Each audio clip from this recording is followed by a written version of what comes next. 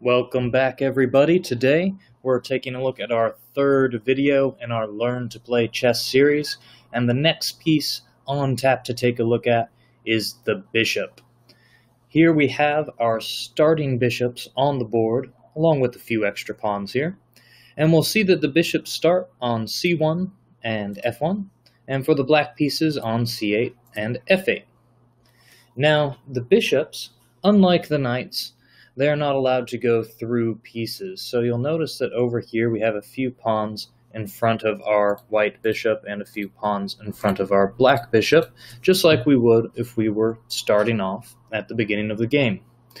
Well, in order to move the bishop, we're going to have to open up space for it.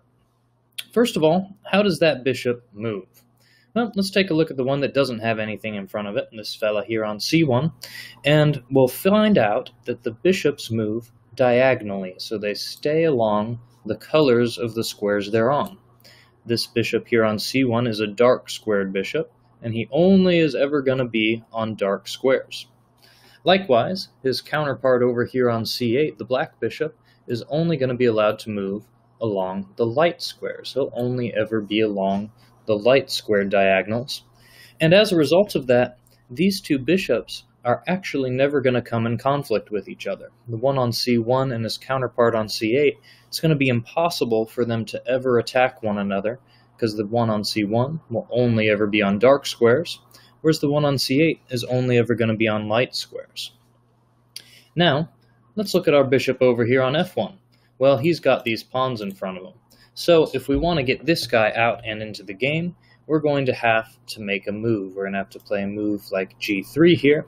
That way, next turn, we can put our bishop out to the side and allow him to be able to start attacking, because, like we mentioned before, the bishop is not allowed to move through the pawn. It can't do that here. That would be a no-go.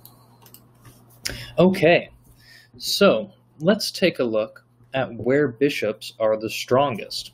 Well, much like knights, the bishop ends up being the strongest in the center of the board.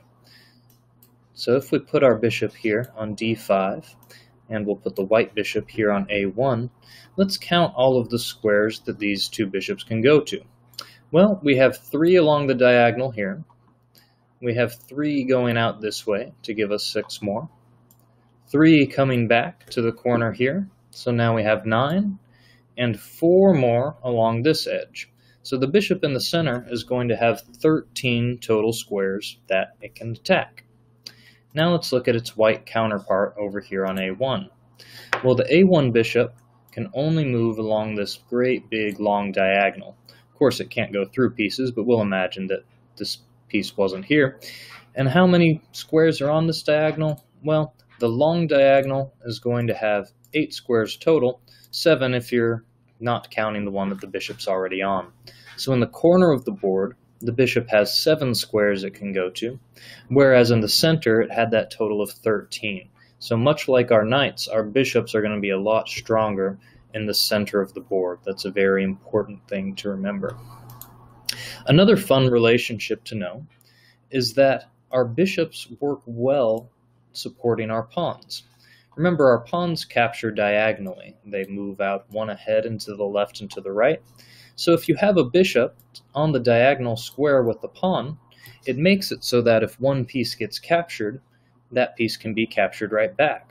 So for example, if white plays here and black makes another move, if white chooses to capture the bishop, he can play bishop takes d5.